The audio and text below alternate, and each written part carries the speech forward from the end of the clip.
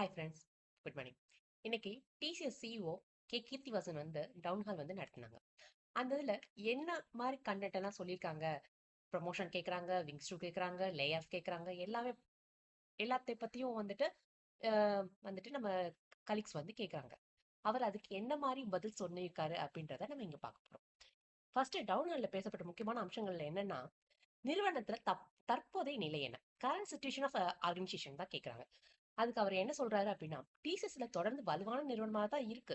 ஏன்னா AI, cloud, digital transformation மூலமா வளர்ச்சியை இலக்காக கொண்டுள்ளோம். அதனால வாடிக்கையாளர்கள் தேவைகள் வேகமாக மாறுவதால் நிறுவனமும் அதுக்கேற்ப மாற வேண்டும். அதனாலதான் நாங்க வந்துட்டு இப்ப ஏஐ, கிளவுடு, டிஜிட்டல் டிரான்ஸ்ஃபர்மேஷன்லாம் கொண்டு வரணும் அப்படின்னு சொல்லிட்டு கேட்கிறோம் அப்படின்ட்டு அவர் சொல்லியிருக்காரு. ஸோ செகண்ட் பாயிண்ட் அவங்க என்ன கேட்கறாங்க அப்படின்னா, ஏஐ பத்தி கேக்குறாங்க. ஆமா, ஏஐ வந்து ஆர்டிஃபிஷியல் இன்டெலிஜென்ஸ் வந்து நம்ம கம்பெனில ஆல்ரெடி ஒர்க் பண்ணிக்கிட்டு தான் இருக்கும். அதனால ஏஐ வேலைகளை முழுமையாக பறிக்காது. ஏஐ வேலை கண்டிப்பா நம்ம ஆர்கனைசேஷன்ல இம்ப்ளிமெண்ட் பண்ணுவோம். பட் வேணா அந்த ஏஐனால நம்மளோட எம்ப்ளாயிஸோட வேலைகளை வந்து பறிக்காது அப்படின்னு சொல்லியிருக்காரு. ஆனாலும் வேலை செய்யும் முறை மாறும்னு இருக்காரு. இப்ப நீங்க வந்துட்டு இன்ன வரைக்கும் நீங்க டிஃபால்ட்டா ஒரு விதமா வேலை செஞ்சுட்டு இருந்திருக்கலாம். வேணா இன்னுமே செய்ய போற வேலைகள் வந்து மாறும் அப்படின்னு சொல்லியிருக்காரு.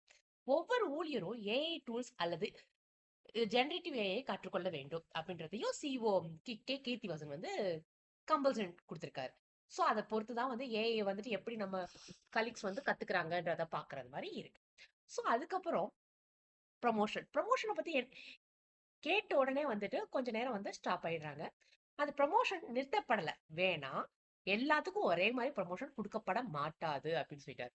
முன்னெல்லாம் வந்துகிட்டு இயர்ஸ் ஆஃப் எக்ஸ்பீரியன்ஸ் இருந்தா எனக்கு வந்துகிட்டு இந்த ப்ரமோஷன் கிடைக்கும் அப்படின்றது டிசிஎஸ் எம்ப்ளாயோட ஒரு கோலா இருந்தது. வேணா இப்ப வந்துகிட்டு ப்ரமோஷன்ஸ் இருக்கு, பட் வேணா should not get all every one அப்படின்றது மாதிரி சொல்லியிருக்காரு. ஏன் அப்படின்னா இதெல்லாம் வந்து எதை பேஸ் பண்ணி கொடுக்க போறாங்க அப்படின்னா, இனிமேல் வந்துகிட்டு ப்ரமோஷன்ஸ் வந்து ஒரு பேசிக் ஸ்ட்ரக்சர் வச்சிருக்காங்க. அதை பொறுத்துதான் வந்துகிட்டு கொடுக்க போறதா சொல்லியிருக்காங்க. அது என்ன மாதிரி ஸ்ட்ரக்சர்ஸ் அப்படின்றது பாத்தீங்க அப்படின்னா, ஃபர்ஸ்ட் பெர்ஃபார்மன்ஸ். அந்த ப்ராஜெக்ட்ல அந்த எம்ப்ளாயியோட பெர்ஃபார்மன்ஸ் எப்படி இருக்குன்னு பார்க்க போறாங்க. Business requirement. அவங்களோட அவங்கள ஒர்க் பண்ற டாஸ்க்னால பிசினஸ்க்கு என்ன விதமான ரெக்யர்மெண்ட்ஸ் வந்து அவைலபிளா இருக்கு, ஸோ எப்படி அது வந்து இம்பாக்ட் ஆகும், ஸோ இப்போ அந்த ரிசோர்ஸ் இல்லைன்னா நம்மளால அதை ஒர்க் பண்ண முடியுமா, ஸோ அந்த ரிசோர்ஸ் வந்து ஒரு கிரிட்டிக்கல் ரிசோர்ஸா இருந்தா மட்டுமே ப்ரமோஷன்ஸ் அப்படின்றத கொண்டு வந்திருக்காங்க. ஸ்கில் லெவல்ல பொறுத்த வரைக்கும் இப்போ வந்துகிட்டு அவங்க ஒரு 10 இயர்ஸ் ஆர் 9 இயர்ஸ் எக்ஸ்பீரியன்ஸ்னு வச்சுக்கலாம். இப்போ வந்து அவங்க வந்துட்டு பாத்தீங்க அப்படின்னா இன்னும் வந்து அவங்க 2 இயர்ஸ் எக்ஸ்பீரியன்ஸ் கூடிய அதே டாஸ்க்கை வந்துட்டு ஒரே ப்ராஜெக்ட்ல 9 இயர்ஸா 8 இயர்ஸா ஒரே வேலையை பண்ணிட்டு இருந்தாங்க அப்படின்னா அவங்ககிட்ட எந்த ஒரு ஸ்கில்ஸுமே இருக்காது. So same application, same tools தான் யூஸ் பண்ணிட்டு அவங்க ஒர்க் பண்ணிட்டு இருப்பாங்க. ஸோ நியூவா எதையும் கத்திருக்க மாட்டாங்க. நியூவா அவங்களுக்கு இம்ப்ளிமெண்ட் பண்ணிட்டு அவங்களுக்கு ஹேண்ட்ஸ் ஆன் எக்ஸ்பீரியன்ஸ் இருக்காது. ஸோ அவங்களோட ஸ்கில் லெவலையும் செக் பண்றாங்க. அதுக்கப்புறம் கஸ்டமர் ஃபீட்பேக். இவங்க 9 இயர்ஸ் ஒரு ப்ராஜெக்ட்ல இருந்தாலும், 10 இயர்ஸ் ஒரு ப்ராஜெக்ட்ல இருந்தாலும், ஈவன் 1 இயர் ப்ராஜெக்ட்ல இருந்தாலும் எவ்ரி குவார்டர் வந்து நம்ம கஸ்டமர்கிட்ட ஃபீட்பேக் கேட்போம். கஸ்டமர் வந்து மோஸ்ட்லி வந்து ஓவரால் அக்கௌண்ட்ஸ் பத்தி சொல்லுவாங்க, இண்டிவிஜுவலாகவும் கொடுப்பாங்க. டாப் பர்ஃபார்மர் அவார்டும் வாங்கியிருக்கோம், ஸ்டார் பர்ஃபார்மர் அவார்டும் வாங்கி எல்லாமே வாங்குறோம். ஸோ அதே போல எவ்ரி பர்சன்ஸ் பத்தி அவங்ககிட்ட வந்து கஸ்டமர்கிட்ட ஃபீட்பேக் கேட்கறாங்க. ஸோ அந்த டீம்ல அந்த டீம் பர்டிகுலர் டீம் மெம்பர் வந்து கரெக்டான ஃபீட்பேக் கிளைண்ட்ட வாங்கியிருந்தா மட்டுமே இனிமேல ப்ரமோஷன்ஸ் வந்து எக்ஸ்போர்ட் பண்ணலாம். அடுத்தது என்ன பார்க்கலாம் அப்படின்னா, ப்ராஜெக்ட் கான்ட்ரிபியூஷன். ப்ராஜெக்ட்ல என்ன மாதிரி கான்ட்ரிபியூட் பண்றாங்க? இல்ல நான் காலையில கொடுத்த டாஸ்க்கை ஈவினிங் முடிச்சிட்டேன், இதுதான் என் டாஸ்க், நான் அடுத்தது எதுவுமே நான் பண்ண மாட்டேன் அப்படின்னு போனாங்க அப்படின்னா அவங்களுக்கு ப்ரமோஷன்ஸ் எக்ஸ்பெக்ட் பண்ண கூடாது. ஏன் அப்படின்னா ஓவரால் ப்ராஜெக்ட்ன்றது அவங்களோட டாஸ்க் மட்டும் இல்ல, அவங்க எப்படி லேர்ன் பண்றாங்க, எப்படி மத்தவங்க ஹெல்ப் பண்றாங்க, எப்படி அதர் டீமோட இன்டராக்ட் பண்றாங்க, டீம் ஒர்க் என்ன, அவங்க அனலிட்டிக்கல் ஸ்கில் என்ன, கம்யூனிகேஷன்ஸ் என்ன, எல்லாமே நம்ம வந்து இதுல பாக்குறோம். நம்மளோட ஸ்பீட் மேனேஜ்மெண்ட்ல பாக்குறோம். அது இல்லாம அவங்களுக்குள்ள தனி ஸ்கில் என்ன இருக்கு, எதை மாதிரி அவங்க வந்து ப்ராஜெக்ட்க்கு அப்பார்ட் ஃப்ரம் டெலிவரபிள்ஸ் என்னன்னா அவங்க வந்து கான்ட்ரிபியூட் பண்றாங்க. ஸோ இப்போ வந்து என்ன மாதிரி இனிஷியேட்டிவ் எடுத்து ஓவரால் அக்கௌண்ட்ஸ் ஆர் ப்ராஜெக்ட்ஸ்க்கு அப்பார்ட் ஃப்ரம் டெலிவரபிள்ஸ் என்னென்ன இனிஷியேட்டிவ்ஸ் இருக்கிறாங்க, எதை மாதிரிலாம் இன்வால்வ் ஆகுறாங்க, இது எல்லாத்தையுமே இனிமேல் மானிட்டர் பண்ண போறாங்க. இதெல்லாம் தான் சொல்லியிருக்காங்க. அதனால ஏஐ, கிளவுடு, டேட்டா போன்ற புதிய திறன்கள் இருப்பவர்களுக்கு அதிக வாய்ப்புகள் இருக்கும் என்று வலியுறுத்தப்பட்டுள்ளது. சோ அதனால என்ன சொல்றாங்க அப்படின்னா, கண்டிப்பா ஏஐயும், கிளவுடும், டேட்டா போன்ற புது டெக்னாலஜிஸ் எல்லாம் கத்துக்கங்க. சோ இன்னும் வந்துட்டு பழசவே வச்சு ஓட்டாதீங்க அப்படின்ற மாதிரி சொல்லியிருக்காங்க. அடுத்தது சேலரி ஹைக். ஆல்ரெடி தெரியும். சேலரி 2 இயர்ஸா வந்து C3Bல இருந்து யாருக்குமே கிடைக்கல.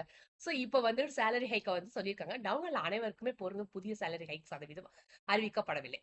ஹைக் மற்றும் காம்பன்சேஷன குறித்து வழக்கமா HR செயல்முறைகளின்படி அறிவிக்கப்படும் என எதிர்பார்க்கப்படுகிறது. எப்பயும் போலதான். அதாவது HR வந்துகிட்டு ஓவராலா நம்மளோட இயர் எண்ட் அப்ரைசல் அப்போ HRம் அந்த காம்பன்சேஷன் லெட்டரையும் பொறுத்து என்ன மாதிரி நம்மளுக்கு ஹைக் வருமோ அதான் எக்ஸ்பெக்ட் பண்றாங்க. பட் வேணா வந்துகிட்டு முன்னாடி இருந்த 8, 5, 6 அந்த பெர்சன்டேஜ் எல்லாம் இப்ப இல்ல.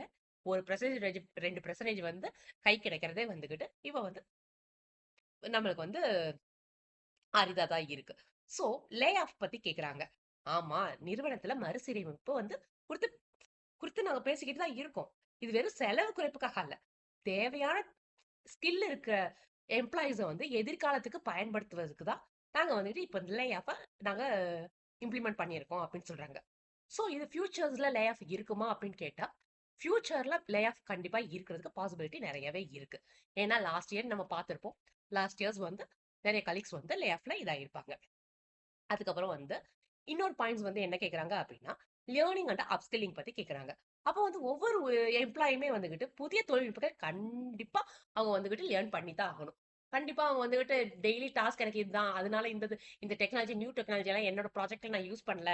சோ இது வந்து எனக்கு ஃபியூச்சர்ல யூஸ் ஆகுவா யூஸ் ஆகாதா அப்படின்லாம் தெரிஞ்சு சொல்லிட்டு நாங்க வந்து அதை கத்துக்காம அவங்க இருக்கக்கூடாது. அவங்க இம்ப்ளிமெண்ட் பண்றாங்க பண்ணல, ஹேண்ட்ஸ் ஆன் இருக்கு இல்ல, இது எந்த ஒரு இதுவும் இல்லாம கண்டிப்பா அவங்க நியூ டெக்னாலஜிஸ் வந்து எம்ப்ளாயிஸ் வந்து கத்துக்கிட்டே இருக்கணும். அதே போல லேர்ன் பண்ணிட்டே அப்ஸ்கில் பண்ணிட்டே இருக்கணும். அவங்களோட கேரியர் வந்து அப்படின்னா தான் அவங்களுக்கு வந்து ஒரு நல்ல இது கிடைக்கும் அப்படின்னு சொல்லியிருக்காரு. அதனால சர்டிபிகேஷன் மற்றும் அதற்கு ஈக்குவலான லேர்னிங் மிகவும் முக்கியம் என்று கூறப்படுகிறது. சோ இப்ப வந்து எக்ஸ்டர்னல் சர்டிபிகேட் நம்ம எல்லாமே பண்ணுவோம். இன்டர்னல் சர்டிபிகேட், எக்ஸ்டர்னல் சர்டிபிகேட் எல்லாருமே வந்துகிட்டு நம்ம யூஸ் பண்ற எல்லா சர்டிபிகேட்ஸுமே வந்து அவங்க லேர்ன் பண்ணி வந்திருக்காங்களா அப்படின்றது கேள்விக்குறிதான். சோ அந்த லேர்னிங்கும் அந்த சர்டிபிகேஷனும் மஸ்ட் அப்படின்றத சொல்லியிருக்காங்க. ஓகேங்களா?